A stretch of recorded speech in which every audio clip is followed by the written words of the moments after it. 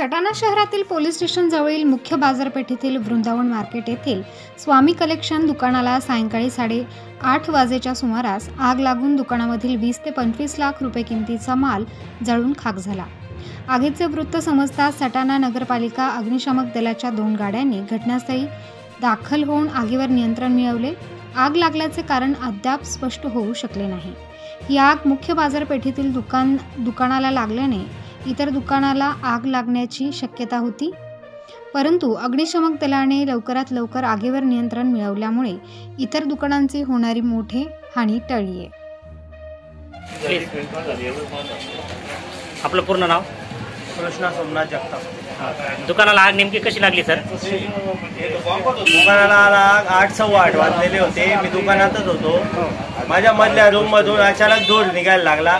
आगीचं कारण मला बी समजलं नाही। तेव्हाच मी लगेच आवाज दिले, इकडे तिकडे 4-5 लोकांना बोलवलं तर माझं दुकान पूर्ण लोकांनी पाहिलं, पण धुरामुळे काहीच दिसत नव्हतं, पूर्ण काळा धूर होता।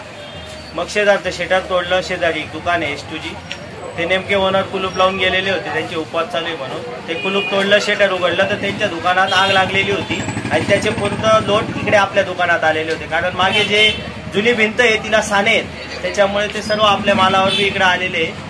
अंदाजे कितीचं नुकसान झालं असेल सर? 20-1 लाख रुपयाचा माल होता माझा त्याच्यात, आणि पूर्ण तो काळा पडून गेलेला आहे आता पाण्यामुळे आणि काही आगीमुळे प्लास्टिकच्या पिशव्या पूर्ण जळून टाकल्या। काही गायब पण झाला असं आपण बोलला होतात ना, काही त्या ठिकाणी गायब झाला म्हणजे आता ते असं असतं, कोणी मदतीला आलेलं आहे, इथून फक्त काउंटर बाहेर नेणारे 10-20 लोक होते, त्याच्यात सहकार्य कोणी केलं कोणी काय केलं ते काहीच समजत नाही, माल काही मोजलेला नसतो। ठीक आहे सर, प्रबंध म्हणून आपले धन्यवाद।